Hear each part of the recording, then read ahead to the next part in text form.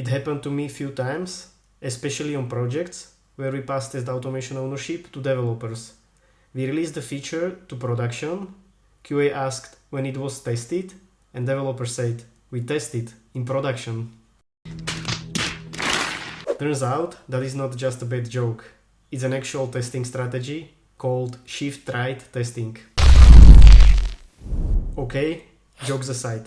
Yes, shift-right testing stands for a technique where testing effort is moved into production.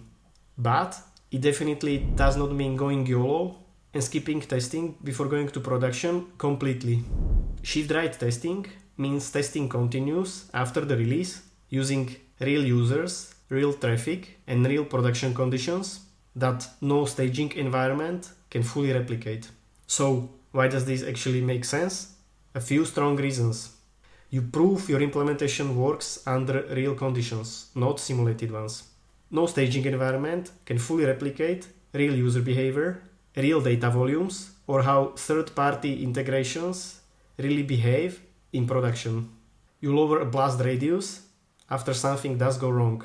Done right, with techniques like canary release or feature flags, the problem affects only small fraction of users, not everyone at once. And given the blast radius is smaller, you can afford to release earlier without waiting to analyze and cover each edge case first.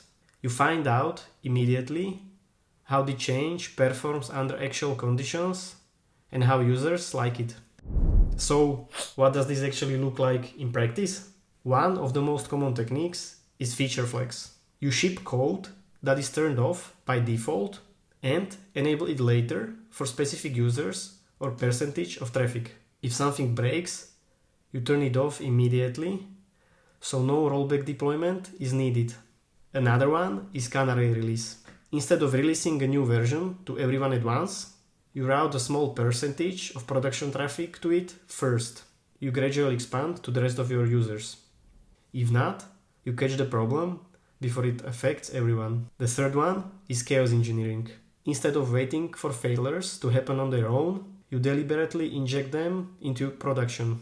Things like killing a service, adding network latency, or simulating dependency going down to verify the system actually handles it the way you expect. And finally, observability-driven testing. You use logs, metrics, and traces as an ongoing signal, not just for debugging after something goes wrong, but as a continuous way to detect anomalies and verify behavior in real time.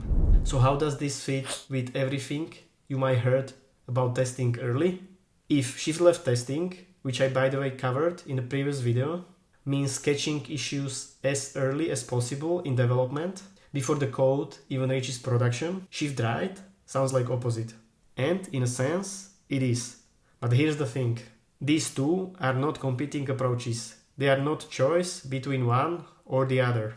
Shift-left is where you catch the things you can predict. Test automation, code reviews, static analysis, all of that still happens before release and none of that goes away. Shift-right picks up there.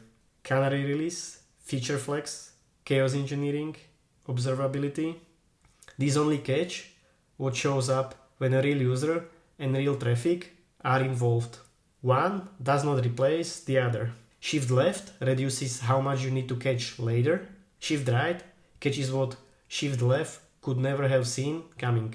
So, the next time someone tells you they are testing in production, you will know exactly what they mean, or, more importantly, whether they are doing it right.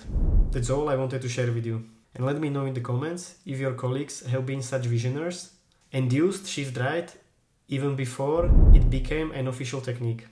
If you enjoyed the video, give it a like and subscribe. Thank you. See you in the next one.